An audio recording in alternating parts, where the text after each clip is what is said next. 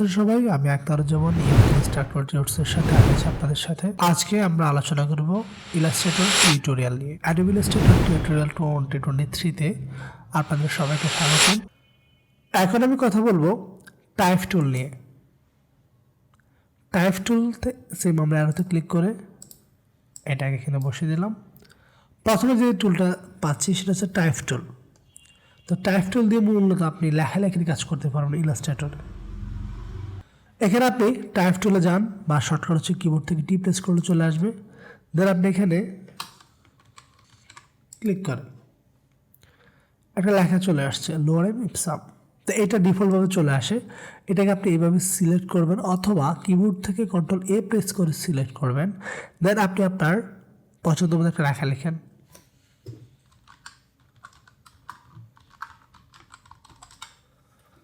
এখানে আমি hello graphics কথাটা লিখেছি। এখন এই লেখাটাকে আমি কীভাবে আপডেট করবো, কীভাবে ফন্ট চেঞ্জ করবো, সেই জিনিসটা এখন আমরা দেখব। আমাকে ক্লিক করতে হবে সিলেকশন টুলে।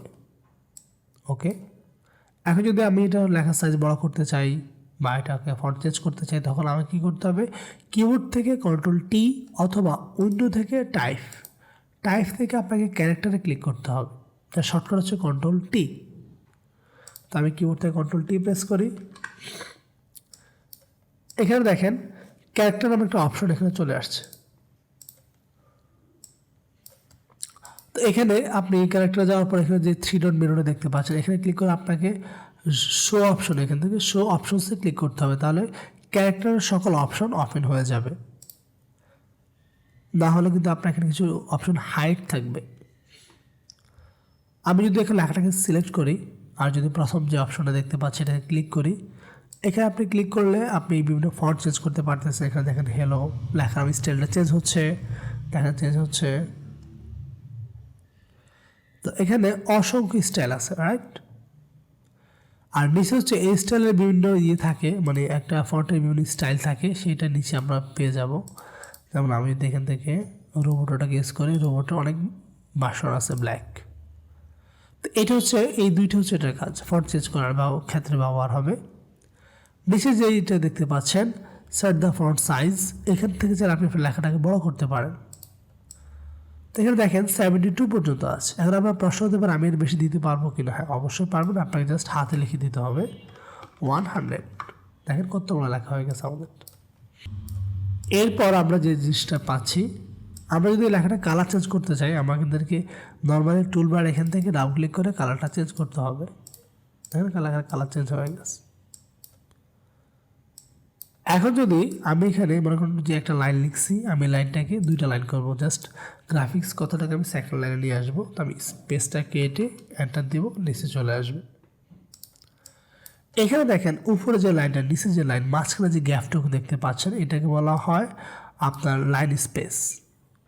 তো আপনি যদি এটাকে কন্ট্রোল করতে চান, লাইক আপনি চাচ্ছেন এটা আরও ক্লোজ করতে অথবা আর একটু বেশি স্পেস বাড়াতে, তখন আপনাকে এখান থেকে প্রথমে আপনি যদি অটো দেন, অটোমেটিক বসে যাবে। আর যদি ক্লোজ করতে চান, এখান থেকে আপনাকে এই ফিগারগুলো বসে দিলে 72 দিতে পারেন। দেখেন খুব ক্লোজ হয়ে গেছে। যদি আপনি আরও বেশি করতে চান, হাতে লিখে দেন 100, বা এর বেশি আপনি দিতে পারেন। এটা ক্ষেত্রে আপনার ব্যক্তিগত ইচ্ছা। তো এটা হচ্ছে লাইন স্পেসের ক্ষেত্রে এটি ইউজ হবে। এখন দেখেন উপরে যে জিনিসটা দেখতে পাচ্ছি হেলো, এই কথাটা আর নিচে যে গ্রাফিক্স কথাটা, এটা দুটো সমান না। তো আমি চাচ্ছি হেলো কথাটা গ্রাফিক্স কথা সমান হয়ে যাবে। তখন আমি কী করতে হবে, এক ওয়ার্ড থেকে আরেক ওয়ার্ড স্পেস বাড়াই দিতে হবে। সেক্ষেত্রে আমি কী করবো, টাইপ টুল টিতে যাবো, তার লেখাটাকে ডাবল ক্লিক করে জাস্ট হেলো কথাটাকে সিলেক্ট করব। এখান থেকে দেখেন লাইন স্পেস নিচে লেখা আছে কি ওয়ার্ড স্পেস বা তো আপনি ওয়ার্ড স্পেসে যাওয়ার পর এখানে ক্লিক করে জাস্ট আপনি এখান থেকে এটাকে বড় করে দেন। দেখেন 200 দিছি, এটা অনেক বেশি স্পেস ক্রিয়েট হয়েছে। একটা লেখা থেকে একটা লেখার স্পেস অনেক বেশি হয়ে গেছে। যদি আপনি আরও বেশি করতে চান, আপনি যে লেখান থেকে এই যে আপার এটাতে ক্লিক করে বাড়িয়ে নিতে পারেন অথবা হাতে লিখে দিতে পারেন। এখানে দেখেন আমার লেখাটা দুইটা গ্রাফিক্স কথাটা আর হেলো কথাটা এক হয়ে গেছে, মানে সেম সাইজ হয়ে গেছে, হোয়াইট। তো এটা হচ্ছে আমাদের এই বি এর কাজ। এখন যেটা দেখতে পাচ্ছেন সেটা হচ্ছে ভার্টিক্যাল স্কেল, মানে হচ্ছে লেখাটার হাইট বা এইচের যে উচ্চতাটা, জির যে উচ্চতাটা, আমি যদি এটাকে আর বৃদ্ধি করতে চাই, তাহলে আমি এখান থেকে দিতে পারি কি 200 বা এরও বেশি দিতে পারি, হাতে লিখে দিতে পারি 300। ঠিক আছে, লেখাটাতে কেমন নষ্ট হয়ে গেছে তাহলে আমাকে হাইট যদি 300 দিয়ে ওয়াইডও আমাকে দিতে হবে 300, তাহলে লেখা একদম পারফেক্ট হবে। দেখেন, তো এখানে যে সমস্যাটা হয়েছে একটা লেখার সাথে লেগে গেছে। তো আমি কী করবো, লাইন স্পেস থেকে অটো করে দিব। অটোতেও কাজ হবে না, ফাইন, আমি এখানে 300 করে দিচ্ছি। দেখেন, তো এখানে যেটা হয়েছে একটা যে এইচ আর যে গ্রাফিক্স লেখাটা সাইজ কিন্তু 100ই আছে, কিন্তু অনেক বড় হয়ে গেছে। তো এটা হচ্ছে আপনার আমাদের এখানে যে অপশনটা ভার্টিক্যাল স্কেল আর হরিজন্টাল স্কেলের ব্যবহার। এখন আমি যে জিনিসটা দেখাচ্ছি সেটা হচ্ছে লেখাটাকে যদি আমরা রোটেট করতে চাই, একটু ঘোরাতে চাই, তখন আমি এখান থেকে এই ক্যারেক্টার রোটেশনে ক্লিক করতে পারি। এখানে আমি ক্লিক করে যদি ঘুরে দেখেন আমার লেখাটা ঘুরতেছে। তো এটা হচ্ছে আপনি যদি প্রত্যেকটা ওয়ার্ড কীভাবে রোটেট করতে চান তখন আপনি ইউজ করতে পারেন। আমি এখান থেকে 0 করে দিলাম। এখন আমি যে জিনিসটা দেখাবো সেটা হচ্ছে এই অপশনটা। এখানে দেখেন ডাউন 2টি টি লেখা আছে, এটা মানে হচ্ছে অল ক্যাপ, মানে হচ্ছে প্রত্যেকটা লেখা বড় হাতে হয়ে যাবে। আপনি এটাকে ধরে যাচ্ছে, এখানে ডাবল টিতে ক্লিক করেন। এখন দেখেন আমাদের প্রত্যেকটা ওয়ার্ড, প্রত্যেকটা অক্ষর বড় হাতে হয়ে গেছে। এইটা হচ্ছে প্রত্যেকটা বড় হাতে থাকবে, বাট একটু ছোট হয়ে থাকবে। তো আপনি যদি এটাকে উঠে দিতে চান, ডাবল টিতে ক্লিক করলে অ্যাক্টিভ হবে, আবার ক্লিক করলে চলে যাবে। তো আমি ক্লিক করে বড় হাতে করলাম। আর এটা হচ্ছে আমাদের যদি আমরা কখনো সুপারস্ক্রিপ্ট বা সাবস্ক্রিপ্ট ইউজ করি, লাইক আমরা যদি লিখি যে a স্কোয়ার, লাইক আমরা যদি এটাকে লিখি a square plus b square, তখন আমাদের এই সুপারস্ক্রিপ্ট বা সাবস্ক্রিপ্ট ইউজ করতে হবে। যদি 2টা উপরে বসান তাহলে আপনি 2টাকে সিলেক্ট করে আপনাকে সুপারস্ক্রিপ্টে ক্লিক করতে হবে। তাহলে দেখেন এর উপরে এটা বসে গেছে। যদি 2টাকে আপনি নিচে দিতে চান তাহলে আপনি সাবস্ক্রিপ্টে ক্লিক করতে হবে, তাহলে লেখাটা নিচে চলে আসবে। আবার যদি উপরে উঠতে চান উপরে, এই যে উপরটাতে ক্লিক করলে উপরে চলে যাবে। তো এটা হচ্ছে বিভিন্ন সূত্র লেখার জন্য এটা আমাদের ইউজ হবে। এখন যেটা দেখতে পাচ্ছেন সেটা হচ্ছে আমরা যদি লেখাটাকে আন্ডারলাইন করতে চাই, এটা ক্লিক করলে আন্ডারলাইন হয়ে যাবে। আর লেখাটা ক্রস বোঝানোর জন্য হচ্ছে এটা। এখানে দেখেন ইংলিশ ইউএসএ লেখা আছে। আমরা মূলত হচ্ছে যখন ইংলিশ লিখি তখন আমাদের ইংলিশ থাকে, আমরা যদি বাংলা লিখি তখন আমাদের বাঙালি টেমপ্লেটে করে নিতে হবে, তখন আমরা বাংলা লিখতে সুবিধা হবে। যদি কখনো দেখেন আপনি ইনস্টারে বাংলা আসে না, তখন আপনি এখান থেকে টেমপ্লেট চেঞ্জ করে বাঙালি করে দিবেন। তো আমারটা ইউএসএ থাকুক, ইংলিশ ইউএসএ। এটাই হচ্ছে আমাদের টাইপ টুলের ক্যারেক্টারের ব্যবহার। এখানে একটা জিনিস লক্ষ্য করে দেখবেন, সেটা হচ্ছে আমরা যখন একটা লেখা শুরু করি, এটা হচ্ছে এই পাশ থেকে ওইদিকে যাচ্ছে, রাইট? এক সাইড থেকে অন্য সাইডে যাচ্ছে। তো এইটা কেন এমন হয়েছে জানেন? সেটা মূলত হচ্ছে আপনার প্যারাগ্রাফ থেকে আপনি অ্যালাইন লেফটে দিয়ে রাখছেন। আপনি যদি অ্যালাইন সেন্টার দিতেন, লাইক আমি আবার টাইপ টুলে গেলাম, আমি অ্যালাইন লেখাতে সেন্টার দিব, তাহলে লেখাটা মিড পয়েন্ট থেকে দুপাশে যাবে, ঠিক আছে? আর যদি আমি অ্যালাইন রাইট দিয়ে রাখি আর এখানে টাইপ টুলে ক্লিক করি, তাহলে লেখাটা আরবি লেখার মতো বাম পাশ থেকে ডান দিকে যাবে, ঠিক আছে? তো এটা হচ্ছে আমাদের বিভিন্ন অ্যালাইনমেন্টের ব্যবহার। এখানে দেখেন আমরা একটা লেখা লিখেছি, তো লেখাটা যেটা হয়েছে আর কি, প্রত্যেকটা লাইন অ্যাকুরেট নাই। তো অ্যাকুরেট করার জন্য আমরা যদি এখান থেকে justify what last line align left এটাতে ক্লিক করি, তাহলে আমাদের লেখাটা দেখেন অ্যাকুরেট প্রত্যেকটা লাইন হয়ে যাবে, জাস্ট লাস্ট লাইনটা বাদে। এই যে দেখেন LA একই বরাবর। তো ডিজাইনে কিন্তু আপনার অর্ধেক সৌন্দর্য বৃদ্ধি করা হচ্ছে আপনার অ্যালাইনমেন্টে, ঠিক আছে? শৃঙ্খলাভাবে যদি আপনি লেখাটা লেখেন, ডিজাইন খুবই সুন্দর হবে। তো এটাই আমাদের ওই ক্ষেত্রে ইউজ হবে। আর যদি আমরা কোনো একটা অক্ষর করে দিতে চাই, সেটা এখান থেকে ইউজ করতে পারবো। এটা হচ্ছে করতে পারবো। এটা হচ্ছে জাস্ট প্রথম লাইনের প্রথম লাইনটা আপনার একটু ভিতরে চলে আসবেই। এটা হচ্ছে আমাদের প্যারাগ্রাফের ব্যবহার। আমরা মোটামুটি টাইপ টুলের ব্যবহারটা জানতে পারলাম। এখন যে অপশনটা যাচ্ছে সেটা হচ্ছে এরিয়া টাইপ টুল।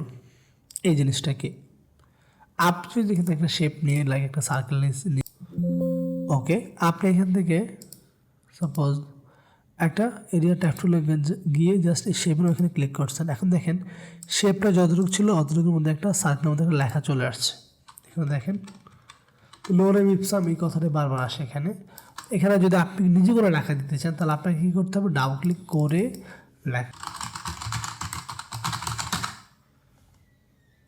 লেখাটা এখানে বসে যাবে, ঠিক আছে? তো এটা হচ্ছে আপনার এরিয়া টাইপ টুলের ব্যবহার। বাকি সব অপশন কিন্তু একদমই সেম। লাইক লেখার কালারটা আপনি এখান থেকে চেঞ্জ করতে পারেন, কোনো সমস্যা নেই। এভাবে সিলেক্ট করে চেঞ্জ করতে হবে আর কি।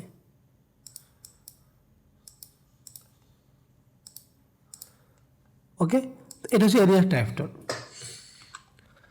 এখন যেটা দেখবেন সেটা হচ্ছে টাইপ অন পাথ টুল। এটা কীভাবে আপনি ব্যবহার করবেন? আমরা মাঝে মধ্যে বিভিন্ন পত্রিকাতে বা বিভিন্ন ডিজাইনে দেখে লেখাটা আঁকা বাঁকা করে লেখা বা একটা মানুষের শেপের মধ্যে লেখা, এই যাবতীয় লেখার জন্য আপনি এখান থেকে টাইপ অন পাথ টুল ব্যবহার করতে পারেন। কীভাবে? আপনি হচ্ছে এখান থেকে পেন টুল অথবা ক্যামেরা পেন টুলে যান, আপনি একটা নেন, এখান থেকে একটা পাথ নেন,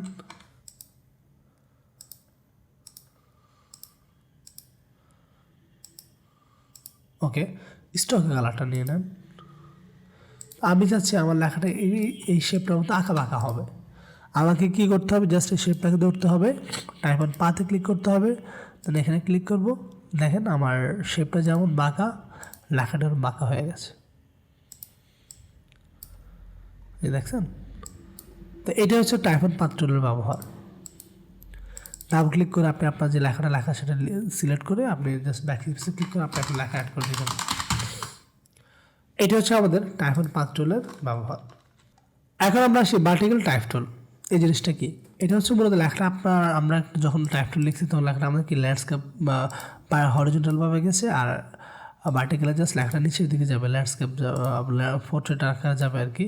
বাকি সব অপশনই সেম, এটাও সেম। আপনাকে একটা শেপ নিতে হবে, এখান থেকে জাস্ট আপনি ভার্টিক্যাল টাইপ এটা টুলে ক্লিক করবেন, লেখাটা আপনার নিচের দিকে চলে আসবে। এটাও same, vertical type on path. Touch type টুল, এটার ব্যবহারটা কি, এটা আমরা কীভাবে ইউজ করবো সেটা এখন আমরা দেখব। টাচ টাইপ টুল মূলত হচ্ছে আপনার যেগুলো একটা ওয়ার্ড, একটা শব্দ, মানে একটা ওয়ার্ডকে আমরা এখানে চিহ্নিত করে ডিজাইন করতে পারবো। কীভাবে? দেখেন, টাইপ অন টাচ টাইপ টুলে ক্লিক করলাম, দেন এখানে ওটাকে ধরলাম, দেখেন ওটা সিলেক্ট হয়ে গেছে। যদি আমি এটাকে বড় করতে চাই এইভাবে বড় করতে পারবো, বা আমি চাইলে এখানে ক্লিক করে এইভাবে বড় করতে পারবো।